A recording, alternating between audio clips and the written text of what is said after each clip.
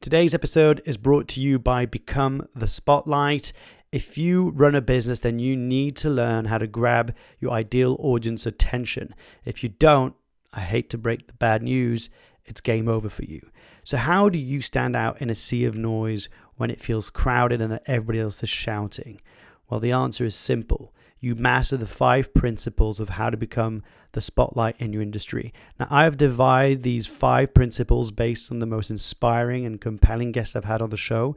I identified the 5 criteria that make them so unique and yet so compelling. If you want to find out how you match up against these 5 principles, head over to www.becomethespotlight.com and find out the areas which you can celebrate and, more importantly, the areas that you need to improve on. That's www.becomethespotlight.com. And I can't wait to see what score you end up with. Hi, and welcome back to the Unconventionalist Podcast. I'm your host, Mark LaRouste, and today's conversation is going to spark a lot of your curiosities.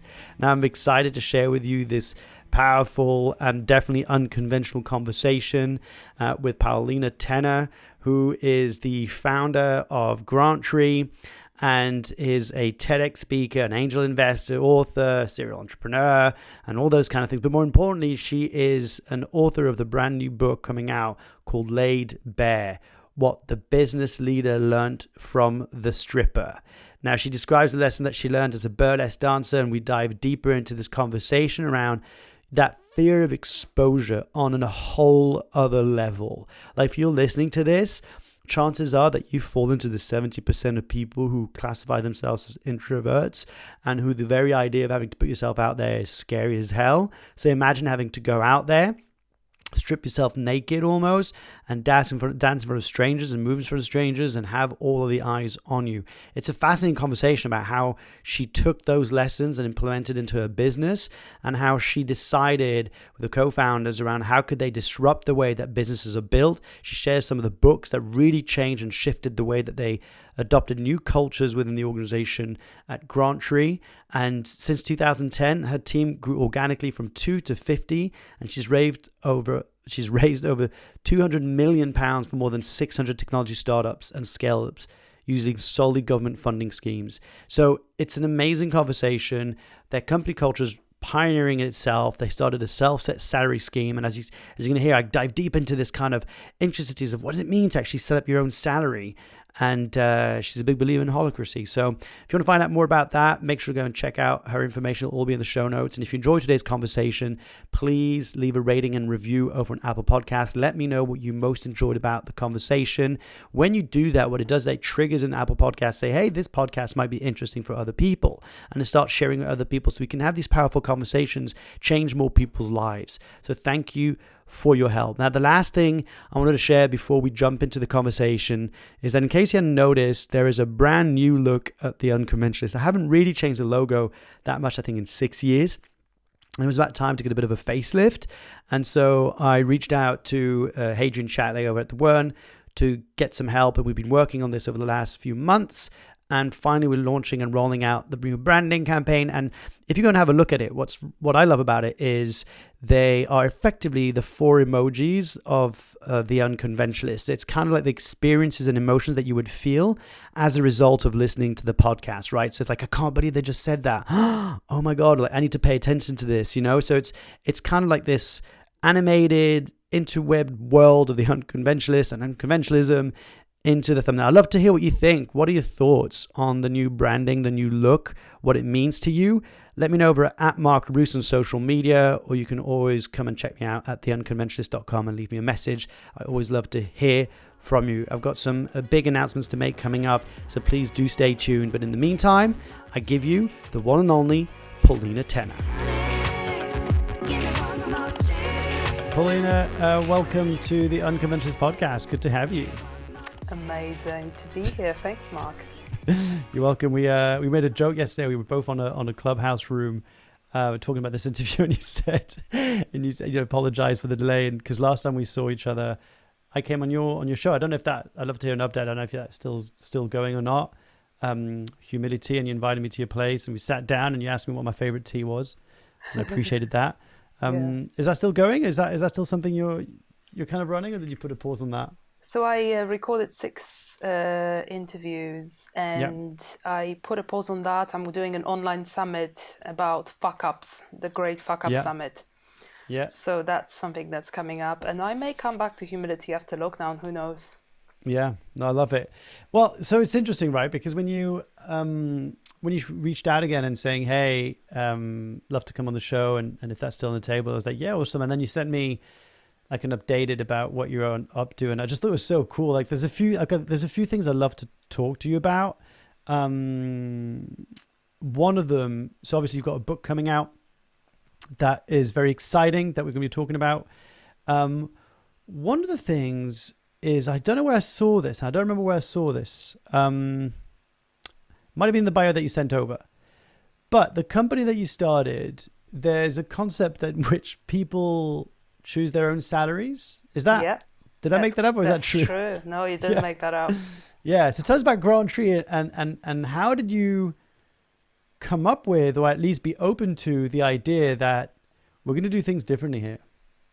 Sure. So ever since we started, my business partner and my then boyfriend, when we were starting a company, now husband, we kind of wanted to create a kind of workplace where we would want to get a job if we're looking for a job today. And I remember that day, maybe 2.5 years into the existence of the business, where we sat down with kind of corporate coach / consultant type guy who was our mentor for a while back then. And he drew out an org chart and said, okay, this is how it's going to work. You're going to have a CEO and then CTO and CMO and CFO and whatever underneath. And you have to be thinking about this now, how your org chart is going to grow, who's going to be reporting to whom, how appraisals are going to work, who's going to have power over whom, how the information will flow down the org chart. And our hearts sunk, just totally. We're like, okay, great. This is exactly what we tried so hard to escape. So great. This is where we now are going to be ending up. And yeah, we just left this meeting completely deflated. And day after that, we thought, okay, maybe there is an alternative. Maybe there's another way to run a company. So we started searching, and we started reading up on Zappos, on... Have you read the book, Delivering Happiness? Of course I have, yeah. It's really incredible, like that isn't book. It? Yeah. Yeah. And then one of our favorite book that we came across was Maverick by Ricardo Semler, and then 7 Day Weekend. That's so funny. Noah Kagan. That's so interesting. You're the only second person I've heard mention that Noah Kagan swears by that book in terms of how it helped him build his culture at Sumo. I'm just curious what because I haven't read it. So why did that book like stood out for you? Why that book? So Semler, at the age of like 21 or 22, in the 80s, in a highly regulated manufacturing industry, managed to implement self-set pay and self-management in a company of thousands or tens of thousands. And the way this worked, his father passed the company on to him, and on his first or second day, he fired 80% of senior management because he knew he was not going to be able to implement the changes that he wanted to with these guys still in place. Yeah. So unbelievable chutzpah and charisma, and he's got a fantastic TED Talk, by the way, which I really recommend, because he's now introducing self-management in schools where kids manage their own budgets and how they're educated and what the rules are and everything else. So unbelievable, absolutely unbelievable guy. So you're reading this. I'm just curious. So you're reading this, right? And you're going, because on one side, there's someone who's telling you, you need to have an organizational structure and hierarchy reports, and you're dying inside. And then you're like, well, let's go and search for unconventional ways, effectively, of running businesses. Exactly. And you come across this idea of self-management, and what do you call it? Self-regulating salaries? What's the technical term? Self-set salaries. Self-set salaries. I'm not entirely sure if it's a technical term, but that's what we call it. And so you read this and you go, and that speaks to you, right? You go like, that's exciting. Exactly. And we go like, wow, he managed to do that in the 80s in manufacturing industry, in a company, in a huge company. Maybe we can do it in a small startup. So, we started having conversations with people who thought differently. We started reading books. From those books, we learned about other books and about other sources. And then little by little, we realized, no, we don't have to kind of follow the set path of creating and building a company and creating an org chart and reporting lines and appraisals and bosses. And Because what were you doing there? Sorry to interrupt, I'm going to interrupt a lot because this is what I do. But what were you doing then? So back then, we had maybe between 5 and 10 people in the company. Oh, you already started Grantry? Yeah. So we were. It was Grantry. It was Grantry. Okay. Sorry. It's just that now it's 10 years old, and back then it was maybe 2 or 3 years old. Got it. Right. Cool. Makes sense now. So so the stuff that you'd started, right? So because that's interesting. That's even more interesting because I think it's one thing starting a company with the intention of setting up to be different, but once you've already started and having to shift to a different model, how challenging was that, right? Because you already had, what did you say, 5 to 10 employees, or did you say the 5 team members? Something like that, yeah. Yeah. So you already had some people there. You already had some systems and culture in place, right? Because after 2 years, you've got something going. How challenging was that, or not, to try and implement something completely different? I would say that we were only just starting to implement systems. So we were only just starting to realize, hang on a second, like we're a bunch of intelligent people that are pulling all in different directions. So maybe it's time to figure out how we are going to operate in this company. Yes. So it was precisely the time when we wanted to introduce systems, and we hired that coach. And that's how the whole thing came about. Got it. Okay. Makes sense now. Totally. So you've got this, okay, you're reading, so you said Maverick, Delivering Happiness. What was the third one? 7-Day Weekend, also by Ricardo Semler. There was something about, I think, Valve software. Okay. The kind of culture and mission statements. There were a few books that we were reading at the time that really influenced us. Things like Robert Keegan's in Over Our Heads and Frederic Laloux's Reinventing Organizations. I was going to ask you. I was going to say, I was like, that sounds the kind of book that you'd be all over. Absolutely, we were, but much later. Absolutely. Yeah, because it's interesting because it's like, it's such an interesting concept, and I wonder how implementing it. I've heard organizations try and implement it and miserably failing, and some people taking bits of it. Because I'm guessing when you started, it was still with the same mission, right? To like help tech startups navigate the complex world of government funding. Was that always the kind of the idea when you started off Grantry? Yes, it was. Okay. So we started off working on R&D tax credits, research and development grants, and essentially taking on tech startup and scale-up clients to help them secure equity-free funding. That's right. That's so cool. Okay, cool. So you're starting off, you're scaling up. Because I know, like, you sent me over, like, since 2010, your team's grown from 2 to 50, and you've raised over £200 million for more than 600 technology startups. I mean, there's like big numbers, right? Like when someone listens to this, it can sound like it's crazy. What have you learned about yourself in the process? A lot, so much. I learned that it was difficult for me to follow systems, that I wasn't kind of the type of person who would follow traditional structures and the set ways of doing things. I guess maybe I've known that already, but it was particularly daunting at the time to realize that the set path of growing a company wasn't something that we were interested in. And therefore, are we prepared to take the risks? Are we prepared to do what it takes to venture into the unknown? Exactly. So I learned that about myself. I learned that I was quite resilient, that I was able to take those risks. Even when things didn't work out, we persevered. So I remember we had that scoring system on a whiteboard where people would think up what their goals were for the next 3 months and would put kind of a green tick next to the goal if they managed to achieve it. And one employee told us that she felt like she was in a kindergarten, and that it totally didn't work for her because she was intrinsically motivated, and she was there because she believed in what we were doing and the way we wanted to do it. So there were some wake-up calls when we realized, maybe this isn't working, or maybe we need to tweak this, or maybe we need to leave this thing altogether. And we persevered. And it was probably, to be honest, more thanks to my business partner than me that we kind of continued in that way. There were quite a few moments where I was doubtful whether, it's worth all the effort.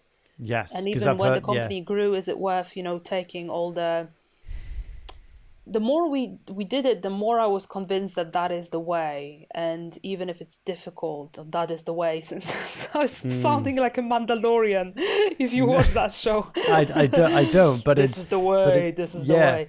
Anyway. But it's interesting because it's true. I think from what I've heard from people in trying to implement holacracy. Yeah. And you're right, like just a different way of elevating consciousness of an organization and humans, I guess, that make part of it. It's tough. There's a lot of resistance. I remember when a friend of mine who was kind of a bit of a coach in that, she kind of like specialized in teal organizations. She would tell me some of the stuff and I was like really challenged by it. Right. Mm-hmm. I was like, but how does that work? She was like, yeah, everyone knows everyone's salaries. I forgot, like there were just all these different principles that she was walking me through, and I was really I remember it, and it's like all fear based. Mm-hmm. And I guess my question for you is, what helped you to move, or at least dance with, the fear that comes with resistance, and start, because you said it yourself, you said if you're honest, your partner was probably a little bit more driving and believing and hoping, yes, and holding that thought, right? Mm-hmm. Yeah. And then you were like a little bit more doubtful. Like what helped you lean into the discomfort of the unknown? So probably from my own personal development, I already understood that discomfort is actually healthy, and the greatest things are always born in discomfort, at least, for me.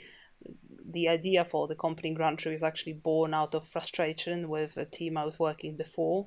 Mm-hmm. So, and this idea for culture was also born out of my frustration with the cultures I experienced in the past. So I was kind of trusting discomfort to a certain extent and seeing that even though there are moments of doubt, people were really stepping up, and there was so much sense of responsibility and ownership, and things started to click into place. So there were moments of doubt, but there were also moments when we were like, okay, this is the way for us. Yeah. And did you lose people along the way? Were there like people like, this is just not for me, and the system kind of auto-regulated and it just had to part ways, or had to have some difficult conversations? Like, I'm just curious about how was everybody on board? I think that it's only natural that some people discover it's not necessary for them. Yeah. And we are always kind of very honest about, okay, this is definitely not for everyone. This is definitely something that needs to be along the lines of what you believe in and the kind of environment where you want to spend 70 to 80% of your time. So yeah. I think it was clear from the beginning it wasn't going to be a hit with everyone. Did we lose people because of it? It's hard to say. Some people gravitated towards the company first and then away from it. Was it because of the way we're managed? Yeah. Difficult to say. Yeah. Probably in some cases. But you didn't have like an explicit example, said, you know what, this is too much for me, or I'm so not used to this.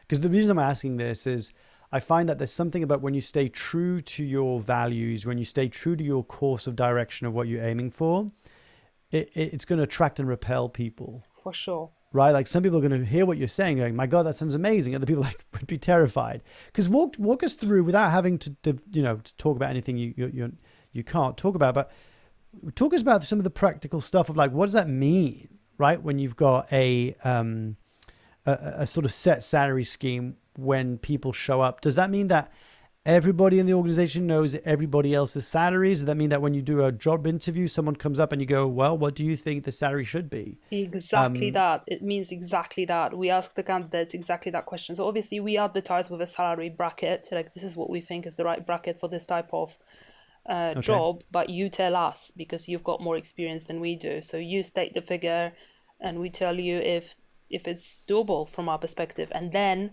on an ongoing basis, we expect people to actually research the market, be in touch with recruiters, do their own self-assessments monthly to figure out whether they're meeting the goals they set for themselves, gather peer-to-peer reviews, because that's also part of the process, and update their salaries regularly. This is something that we expect from people.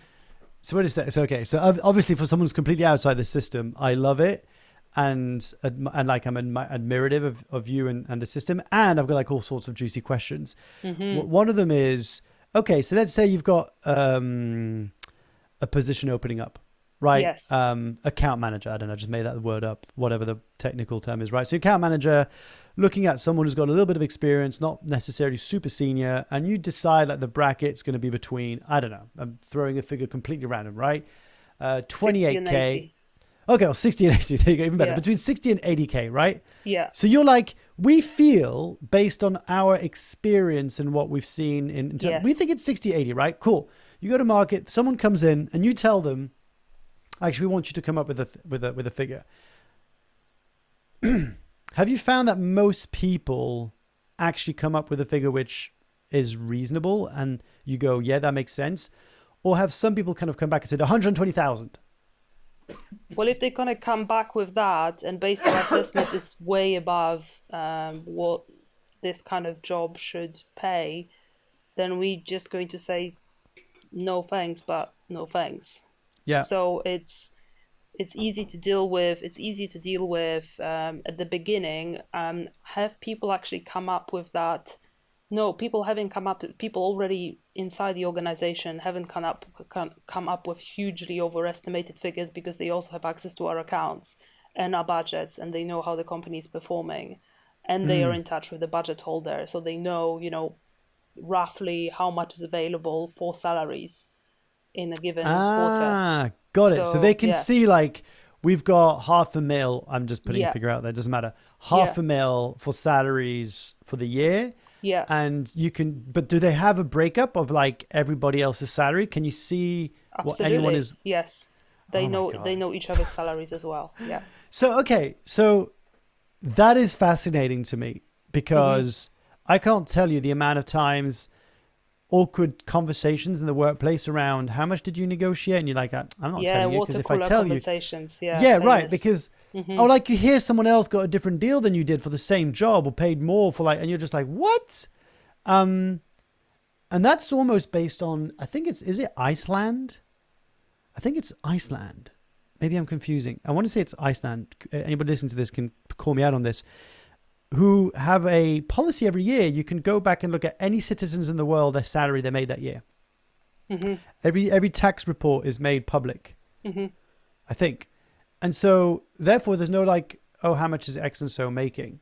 So what does that change? What does that change internally in terms of a culture? You've obviously been in cultures that didn't have that. You started off with a culture that didn't have that, and then you transitioned and migrated to that. What would you say to someone listening to this? What are the pros and cons? What have been some of the challenges? What have been some of the gifts? Sure. So the system automatically self-corrects. So it eliminates the pay gap out of the existence, and not just gender pay gap, but socioeconomic pay gap as well. So that's really, really good. What's difficult, if there are any conflicts to be had, they bubble up much quicker. So things come to the surface much quicker, which is not necessarily a bad thing, but it might be seen as bad. So there was once a situation where somebody decided to pay themselves for a role that they were just beginning to enter into. So not for, they've already been doing this and they have proved that they are efficient and they know what they're doing, but they're entering into a new role and they're going to pay themselves for that new role. And they didn't end up actually living up to that later on, and there was a conflict on the team about that, and guess what, the person in question had to deal with that conflict, and it was their responsibility because it was their decision, and they eventually decided to lower their salary back to where it used to be. So it's a massive degree of self-responsibility that's required, because if you decide to pay yourself something that's unreasonable, then you have a whole lot of conflicts to deal with the next day. Yes, got it. And this is how regularly do people regulate their salaries? They are advised to do it twice a year. Okay. So it's not crazy like every month. No, because then we would be spending most of our time working on our salaries instead of doing the work that we're doing for our clients. Yeah. That's amazing. You know. Also, what I love about that is that it's again, the word trust came up, right? It takes a tremendous amount of trust to trust the system to self-regulate. Yes. Right. To basically say there is not a conflict we can't resolve. There isn't anything like we're going to go from the foundation that we're all going to trust each other to do our best. It's almost like Bitcoin. I know it's a cryptocurrency, right? It's a bit of a weird metaphor, but the idea of that, you can't really cheat the system in theory, right? Everybody's going to be accountable to everybody else. Yes.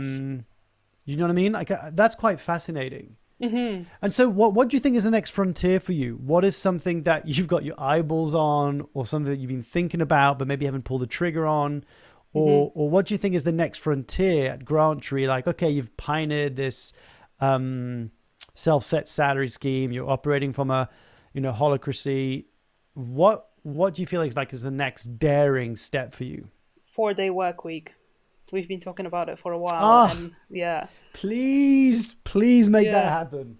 Yeah, I would love to. And there are some examples of companies who have done it successfully and who have actually ended up being more efficient in the 4 days as opposed to 5 days. So there are studies proving that it works. But there's a lot of without naming what company it was. was, without naming any companies, once upon a time, many, many, many years ago, when I used to work somewhere, I realized that I could do everything I did in a week in like 3 or 4 days, no jokes, just to hit my KPIs, right? Yeah. And I would spend about a day doing other stuff, which I don't need to name, but I was doing other stuff. Yeah. And that's made me realize, like, that is so crazy that we've somehow based output based on predictive input as opposed to the other way around. Yeah. As opposed to going like, we're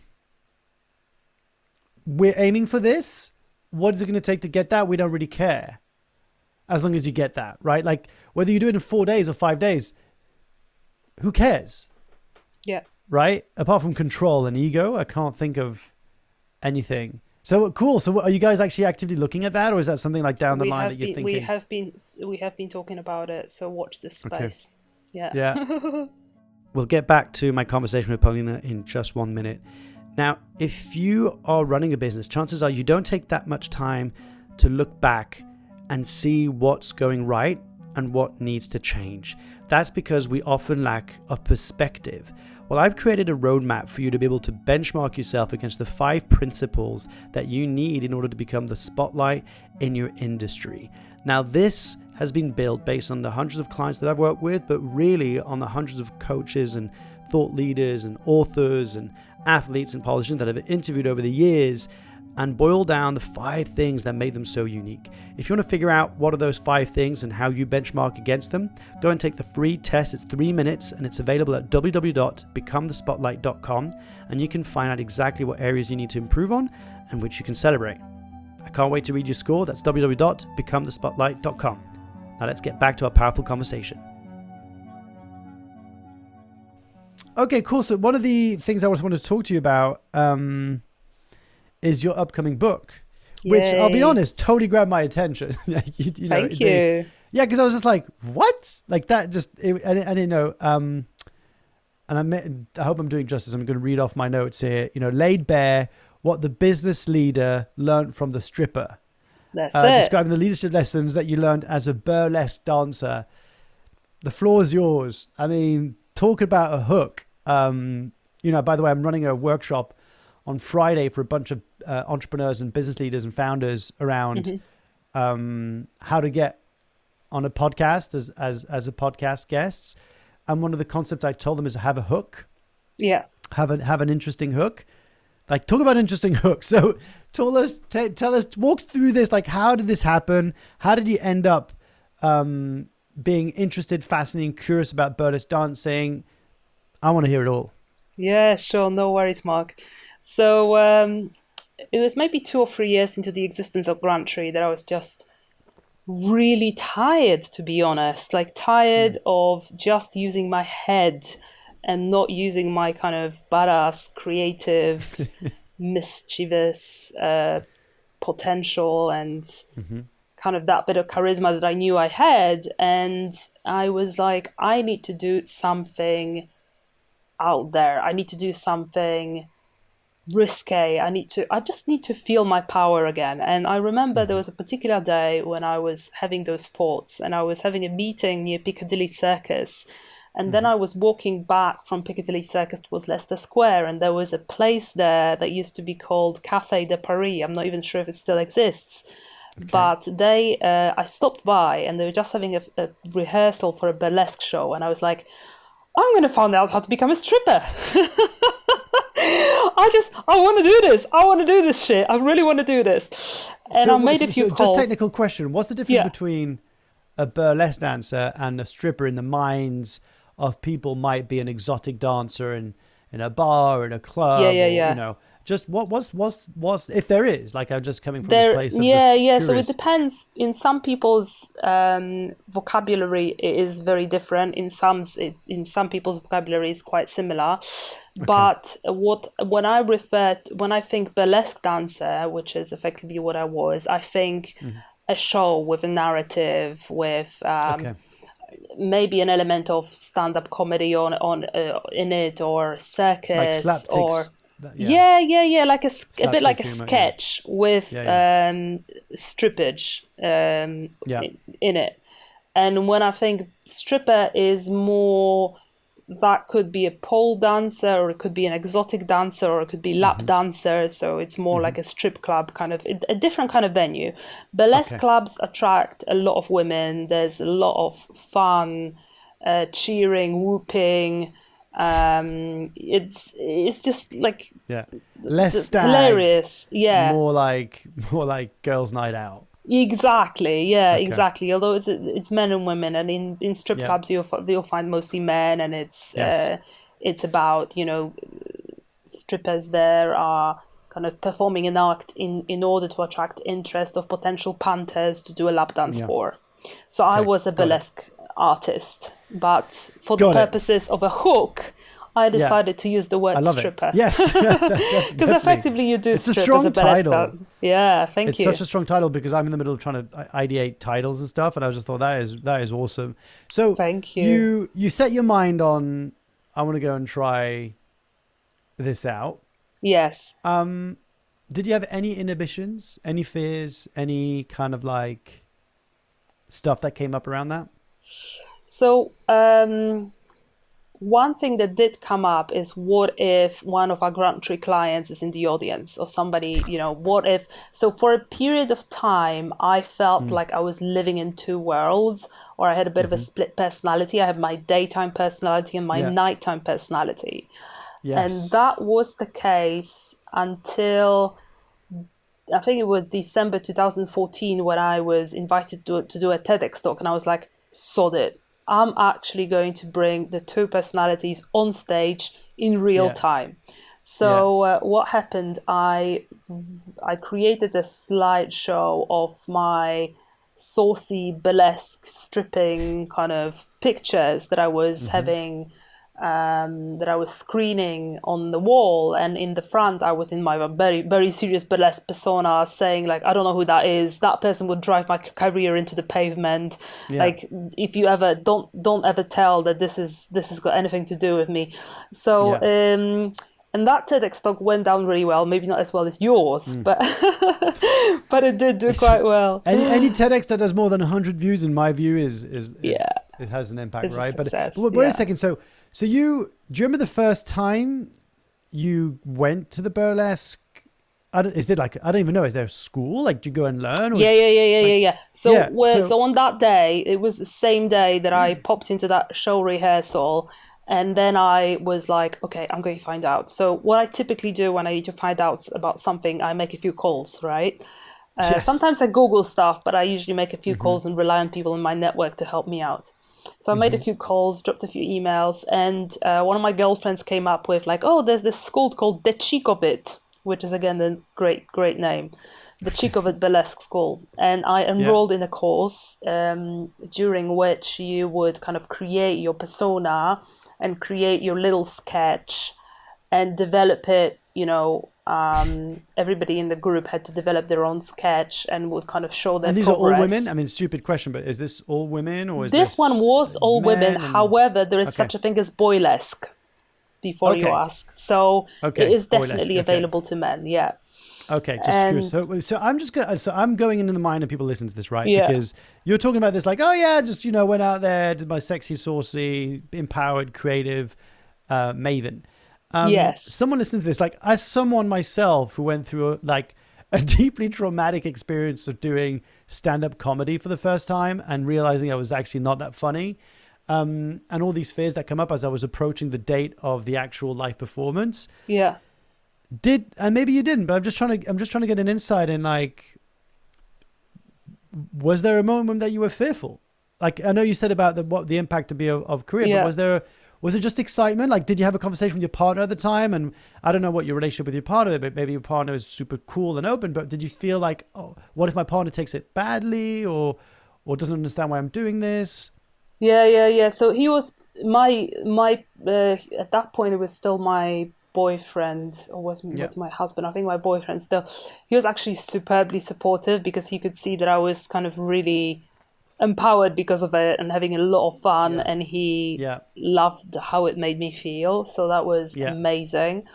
And I don't remember being particularly embarrassed, maybe because, during the course, and there were quite a few ladies there, we kind of empowered each other. It was like this cumulative effect where we were like all in it and developing our acts and like getting excited about the graduation show. And it was, and when I came off stage after performing that first act, then I developed several, but after performing that first act... Wait a second, we're going to start. Before you go off the stage, I want to know, you're about to go on stage, right? You're on, the crowd's roaring. Yeah, exactly. Have you invited people to this event, or have you just told no one? Of course I have. Yeah. Okay, great.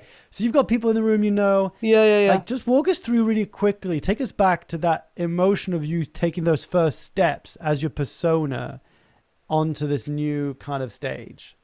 So it was just, I was so elated. So it was this, so typically a stripper, a burlesque artist kind of stomps onto the stage and like something happens and they like do something crazy. And what I did, I walked in and I had like made to measure suit made, because I was this corporate dragon. I was this corporate dragon. Underneath that suit, I had a made to measure costume made of belts and chains underneath that suit. So, but again, I walk in that suit and I had like leather gloves and I like stare at the audience and silence. Nothing happens. And like 1 second, 2 seconds, 3 seconds. I take off one glove and I slap it on the ground.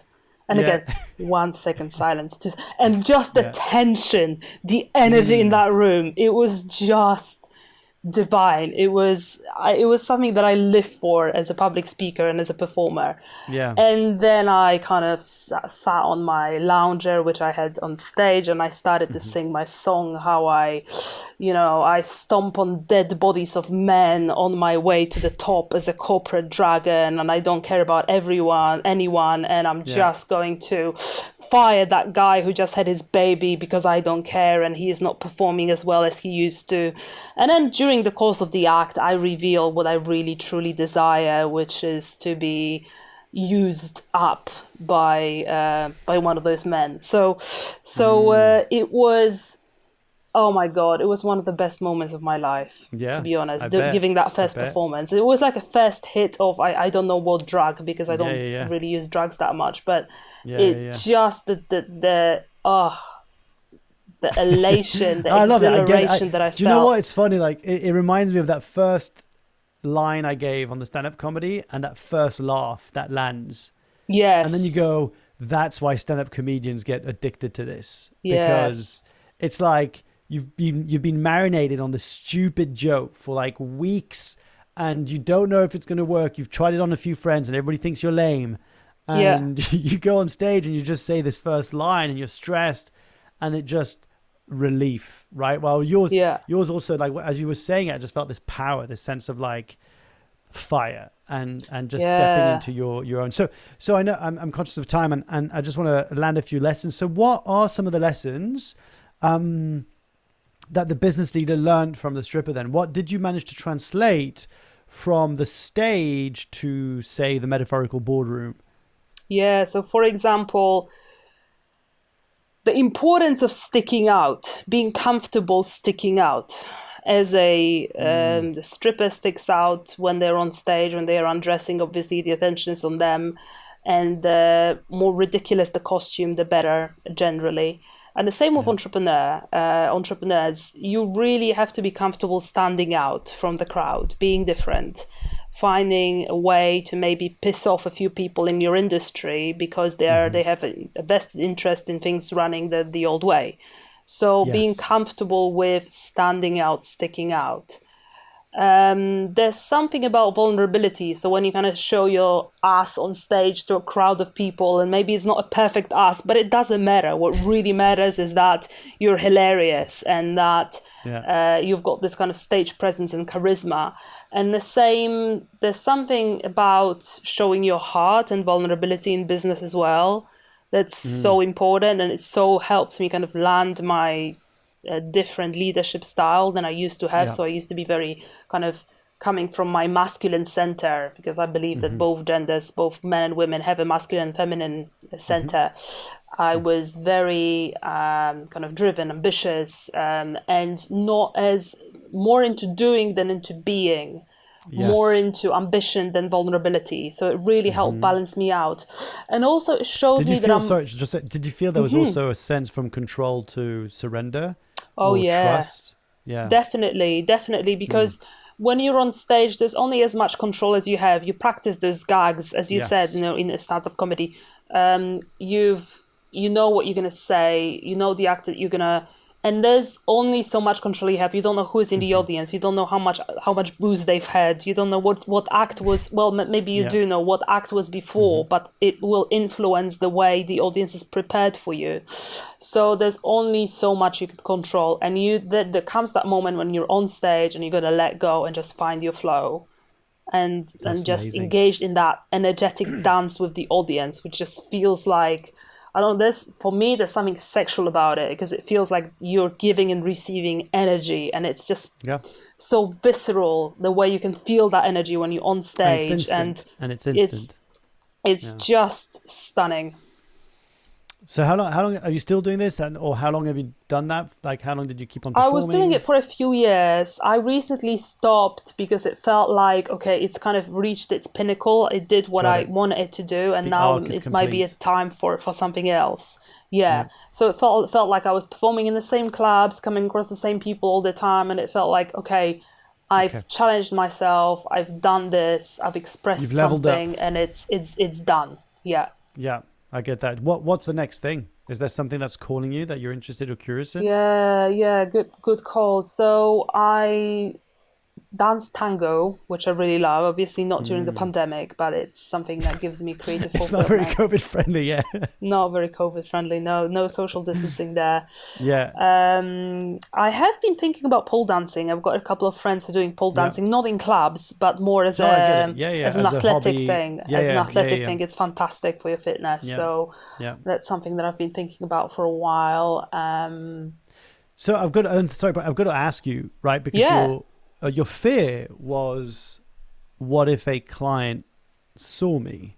Yes. And then you went public with your TEDx talk about your experience. Yes. And now you're going super public with your book. Yes. Right? Did A, those fears come to life? Or B, how are you with those fears today? This is me, and not everybody's going to like this, but this is the entirety of who I am, and if anything, it makes me more powerful and more colorful.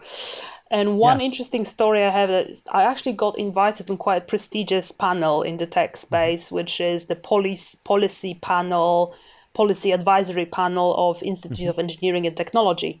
And I had no idea up to a point why I got invited to that panel. until I found out that the chairman at the time, who is this awesome guy who's in senior management of Rolls-Royce, or senior, I don't know, he's a partner probably now. He saw my TEDx talk and he got somebody like a PA or somebody like that to reach out to me. And I was like, this is incredible. It clearly, maybe not everybody is buying it, but people who are buying it, they're really seeing me for who I am and kind of see how that contributes to my power as opposed to taking away from it. Yeah, and I really hope everyone's listening to this loud and clear, because I speak on a daily basis to entrepreneurs, business leaders, founders, CEOs who are terrified deep down of being seen truly and becoming more visible in their industry and putting themselves out there, despite the great gifts they have, despite the quote unquote success they've had. Yeah. And all these fears, right, that they list. Yours was, what if someone from Grantry sees me and then we lose a client and the whole business goes down? We end up, losing all this because of dance. But I wish everybody could listen to that, because there is such a gift beyond the fear. Almost, and I don't want to put words in your mouth, but what I've experienced, what I've seen people experience, is almost a sense of release and freedom and acceptance and creativity and flow that is very difficult to be in a state when you're so tightly holding on to control and fear. Yeah. I don't know. Yeah, absolutely. So whoever's listening to this, really embrace all the aspects of who you are, because there's so much power there. And I'm still learning it, because there's still aspects of me that I haven't brought into the light and embraced, but I'm really fascinated by this concept that we are comprised of these many parts, and in the intersection of where they meet lies the true power. I love that. I'm looking at my phone, not to be rude, but because I want to read a quote from Hadrian Chatley, who I'm doing some work with around branding. He sent me this quote. He said, "I thought about you this weekend because of RuPaul said something really true." And this is what RuPaul said: "The greatest act of rebellion you can do is to be yourself."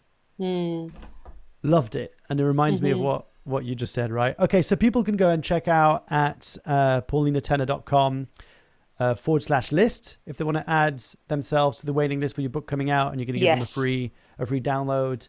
The CUNT leadership framework. Yes. For those who joined, so we'll plug that in. Absolutely. Did you say something? Yeah. The book used to be called CUNT in the Workplace, and because I received a big birthday cake because I'm known as the dirty joker in the office, basically. Okay. So I received that cake with the big letter CUNT on top of it, and I was walking around and saying, "Would you like a piece of my cake?"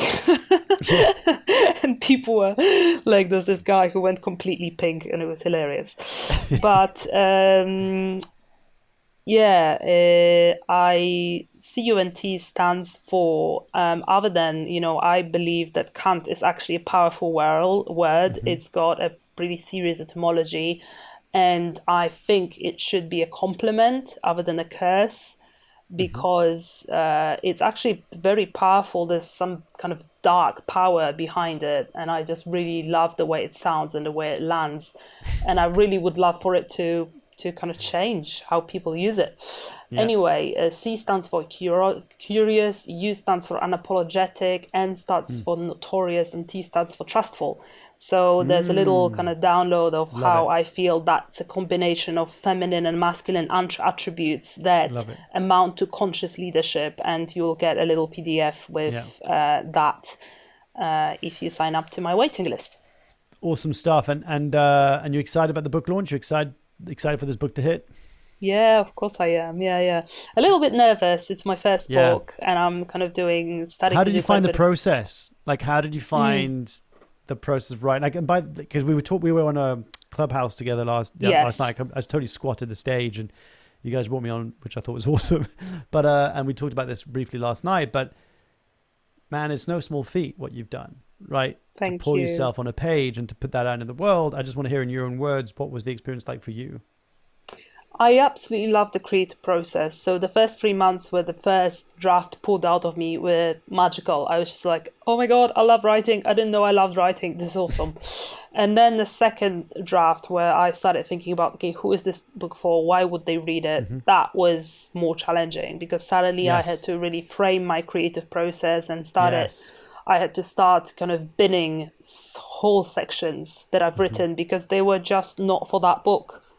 And they didn't fit the concept. And then I decided, okay, so it is a story about a stripper and a business person. So how am I going to tell that story? So it then lasted maybe another year before I had a more or less final version. And now I'm starting to realize that writing a book is just half of the story. Promotional work is the other half of the story. So yeah. If not more. Yeah, if not more. Because this is going to be forever green. Well, look, I'm really excited for you. I hope your book does wonders. I hope that you just have as much fun with promoting and sharing about it as you do, as you did as writing it. I think it's really cool that you're, pioneering the workplace and trying to disrupt the way that people show up at work. And I'm sure there's way more cool stuff that you guys are doing internally to shape a culture and stuff. I've got another book down the line around culture. I'd love to interview for it because I think you'd be a great fit. Oh, that would be amazing. Yeah. I'm talking about like disruptive organizations changing the way we show up at work. That's like down the line. It's like 2 books from this one. But anyway, I'm just that putting it out there. But before I ask you my final question, I just want to acknowledge you because it's first of all, you're the first person to say the C word on this podcast, so that's awesome. There's always a first. Yay! Drum roll. And I just thought it's such a beautiful and powerful way of using a metaphor of being naked on stage to actually find your true power. Thank you. And how many of us are terrified? How many of us would that be the worst possible fear of being seen naked in front of strangers? Right? While holding, and I put air quotes for people listening to this, holding a professional front with not just a business you're working at, but a business you're running. And I think that's awesome. I really hope that this message lands. And I just want to say thank you for that because that's awesome. I was fascinated by humans like you who are just disrupting and unconventional. So big heartfelt thank you. Oh, bless you. And one thing I would say is that once you've shown your ass to a bunch of strangers, there's not much more you're afraid to do. So you discover that kind of power hidden deep inside you that, will break through anything. So definitely, if in doubt, undress in front of strangers. in certain context, let's not at 100% before I put like a disclaimer of remember Me Too, people. There's certain areas you shouldn't be getting naked. Maybe not in the park. Just behind a bush. Do it on stage. One of the final questions I've got for you is, what does being unconventional mean to you? I love it. What you just said, that quote around the most rebellious thing you can do is to be truly yourself.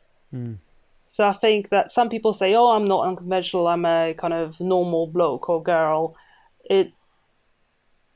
You've got a whole wealth of unconventionality and rebelliousness available to you, and it's not about dressing up ridiculously, or it's not about necessarily becoming a burlesque dancer. It lies in being truly open to reveal yourself as you are, moment by moment. In this moment. Yes. And in this moment. Yeah. Yes. Yeah. And sometimes, so I was supposed to have a business meeting 2 hours ago with somebody I met on Clubhouse. He does impact investing. I do angel investing. Simple story, right? And we ended up talking about mental health, eating disorders, and God. And then we decided we're going to book another call to maybe discuss impact investing. But that's, if you're truly open to what's possible in human connection, or just in your connection with yourself, moment to moment, you're going to find out so much. You're going to find so much unconventionality there that it's just words can't describe it. If you're really Love it. open to what can happen in a moment, in a connection with another being, or in your connection with yourself. Yeah.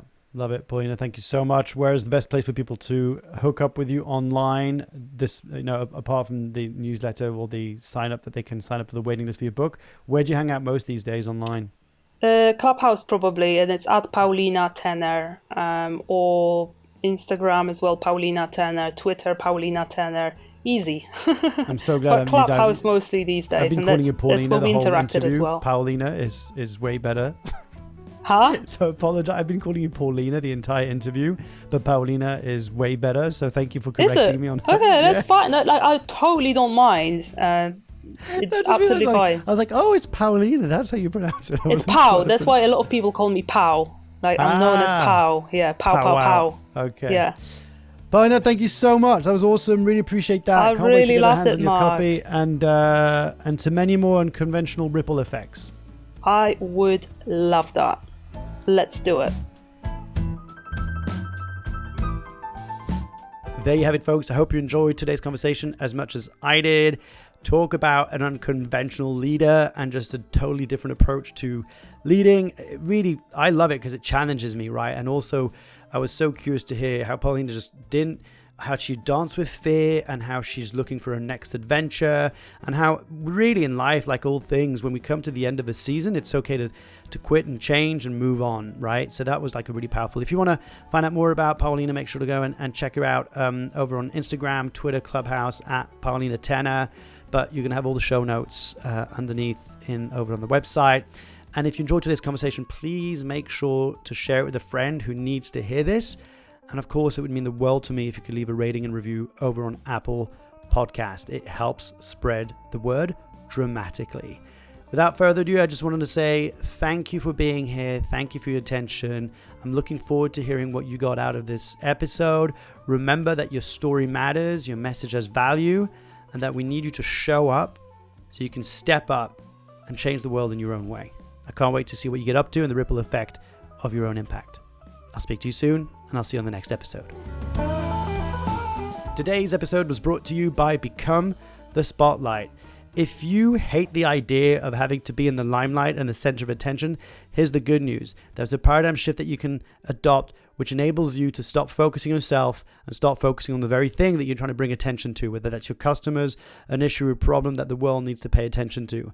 If you want to find out how to become the spotlight in your industry, it's really easy. Head over to www.becomethespotlight.com and take the 3-minute assessment. It's free and it's going to give you a clear guideline and some benchmarks in which you can see which areas you're doing great and which areas you need to improve on. I've been getting amazing messages and results from people taking the test. So go over to www.becomethespotlight.com and find out for yourself what your impact scorecard is. I can't wait to see your number.